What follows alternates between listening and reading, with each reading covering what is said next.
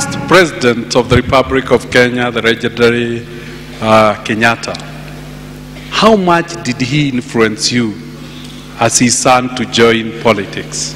He passed away when I was in Form 4, so I can't really say that I learned a lot of politics from him, but I was a man I respected, because he was a man of honor and a man of his word. What made you think of joining politics and not enjoy the inheritance of your father?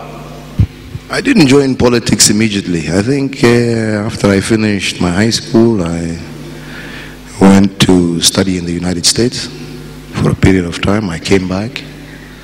I worked for a short while with Kenya Commercial Bank. I was a teller at that old... And that's what we want to understand. Why live ordinary life when we didn't perceive you to be ordinary? I was a teller in Kipande House branch. Kipande House branch? On the Kenyatta Avenue. I can assure you it wasn't an easy thing. But at the end of the day, it taught you how to stand up, to earn a salary, and to stand up on your own without necessarily having a shadow behind your back. And from there, I worked with them for a while. I left, and then I started my own business selling vegetables. I grew a company from one small pickup. I used to sell French beans. We used to collect beans all the way from Meru, coming down, and we used to package and export. A company called Wilhelm Kenya Limited. And eventually sold it after about 10 years for a healthy profit. And it was that time that I slowly now started entering some of the family business. And then from there, felt that I was not getting what I really wanted to get out of life. And I felt that there was something I needed to contribute in life. And there was something in me. I had a very close association with people like Kenneth Matiba, who at that time was a minister in government, and he was a kind of a mentor to many of us, and he used to engage us a lot in politics. He was a very active man in those days, if you will recall, and he would call us at some times and say, let's go and play squash. And after the squash game, he would engage your mind, tell you why you're wasting your time. You know, you need to do something, you need to return something to society, and push us and drive us. And he really built a lot of interest in politics for me. And from there we started working very closely together, and it was at that stage I decided I want to leave business and I want to make politics and being in leadership and making a contribution a full-time activity. And I've been in politics now for the last, since 1994 to date. Outside Kenya, which politician inspires you most? I'm inspired in terms of leadership by people like Nelson Mandela, who I think has also got a lot of characteristics that my own father had.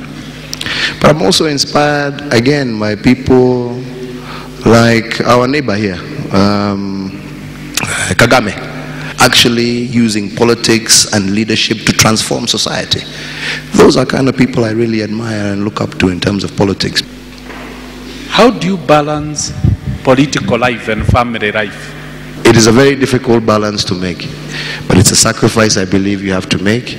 But at the end of the day, and even as they grow and you start to engage with them, I think they begin to appreciate what you do, understand what you do, and so long as you also find some time to engage, because sometimes it's not how much time you spend, but the quality of the time you spend that counts. What are the three major challenges that confronts you as a leader? The first major challenge is the issue of youth unemployment.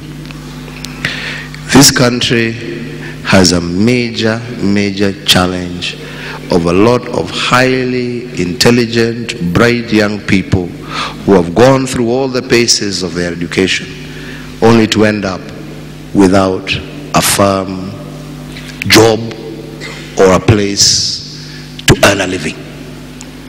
I think if I was to be asked what is the second biggest, I would say youth unemployment is the second biggest. If I was to be asked what is the third problem that I find as a challenge, I would again say youth unemployment. I want us to be able to engage our youth I want us to be able to give them hope. I want them to be able to know that they can make it and be great people on their own, in their own country. And for us to be able to facilitate them to do that. Because by so doing is the only way you guarantee and protect your future. If we don't invest in that, you can talk about anything else, but you don't have a country if your youth have no hope in their own country. That's what we want. That's what we want.